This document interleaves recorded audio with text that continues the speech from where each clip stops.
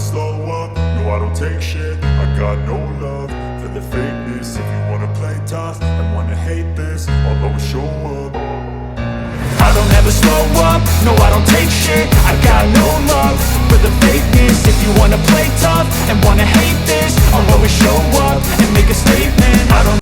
Hey team, today's topic I wanted to touch on this question of how to go from a half marathon to a full marathon. And I know a lot of you are transitioning. Maybe you've never ran a marathon before. You're focused mainly on the 10K and half marathon.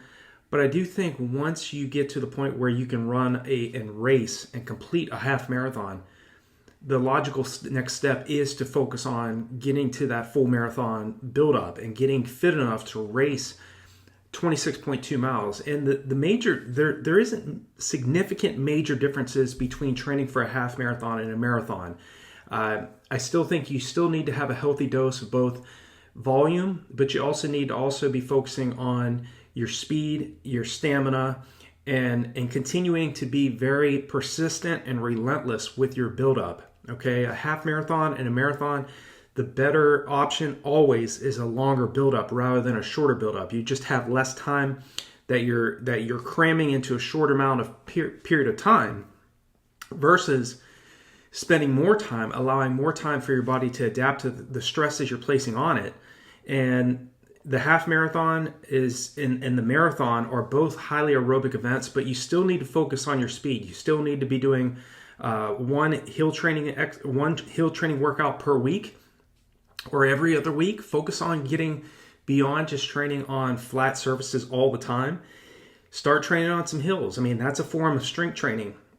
Okay, you want to be in the gym once per week. Okay, you don't need to be in the gym twice per week or 3 times per week. Your role as a marathon or half marathon moving to a marathon athlete is not to be Arnold Schwarzenegger. Okay, you don't need to be in the gym being overly focused on so much strength training that you're stressing your body out. Again, the real benefits, all the training that we do come after the workout's done, after the track workout's done, after the tempo runs, the fartlek workouts on the roads. So you have to be mindful of your recovery. Okay, you can't always just continue to push the body hard and expect high returns on your investment if you're not paying attention to your recovery. This question of how to go from a half marathon to a full marathon, you also need to make sure that you're paying attention to your nutrition.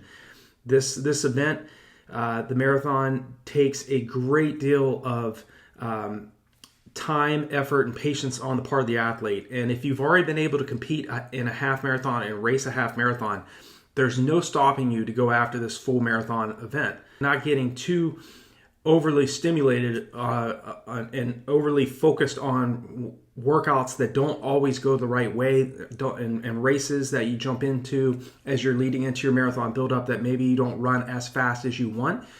Know that every single workout that you do, every single race that you do is one step closer for you to get to that point where you start and finish your first marathon, you run a new personal best, you improve your body's lactate tolerance. That's the absolute essential vital piece of all of this, whether you're training for a 800 meter, an ultra marathon, a marathon, or a half marathon. It doesn't matter the event. You have to make sure that you're training your body properly, running significantly fast enough that your body adapts to the stress you're throwing at it.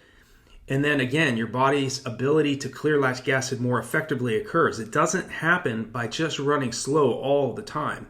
I am a big believer, as you all know, or if you're a new viewer of this channel, I am a big believer in doing faster long runs.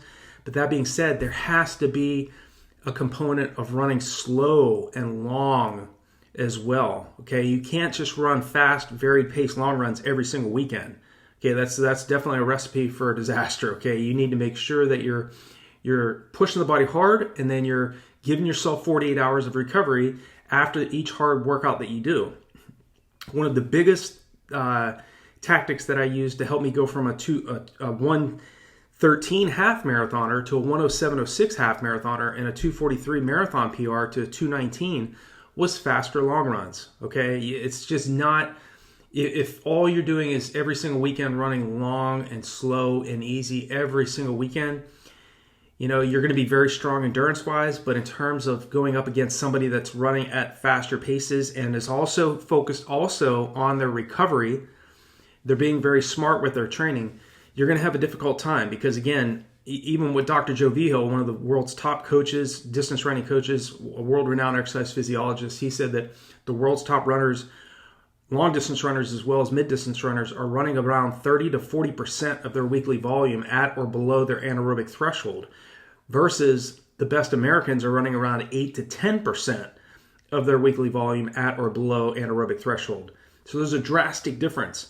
And again, every athlete's different, and this doesn't mean that if you're running less, if you're running 8 to 10%, you're not going to produce great results. There are athletes out there like Yuki Wachi from Japan. Even he says, he does very long runs at easier paces once per month. Okay, and when he's talking long, he's talking 50 kilometers. Okay, so 31-mile long runs once per month. Because again, he mentioned that he does this so that the marathon distance feels easier for him.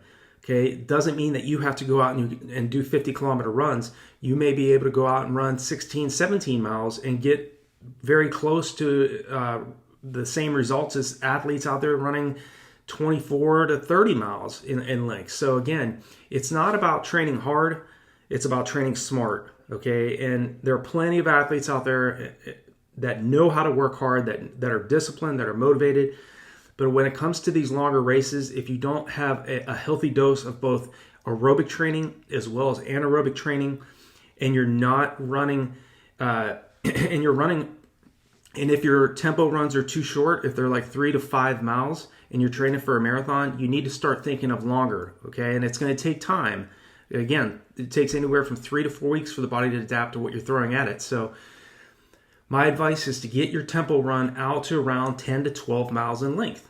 Okay, and that doesn't mean you start off the first few weeks of the build-up going 10 to 12 miles. You have to first start off getting to a point where you understand what that intense pace feels like for 2 to 3 miles, and then gradually add in a couple miles as you get fitter and get to a point where you can go 10 to 12 miles for your tempo run. And remember, tempo runs are about 10 seconds slower than your anaerobic threshold. Okay, anaerobic threshold is around 88 to 92% of your max heart rate. So tempo run is slightly slower than that. So if you've trained for a half marathon, the volume needs to be similar. I would recommend ramping up your volume around 20% more for the marathon. But again, just pay attention to what percentage of that volume that you're doing are you really training at or below your goal marathon race pace. Okay, I think a healthy dose of mileage for the average athlete out there that's trying to go from a half marathon to a full marathon should be around 60 to 80 miles a week. Okay, the more advanced you are, if you're trying to break, say, like a 230, you're much more advanced.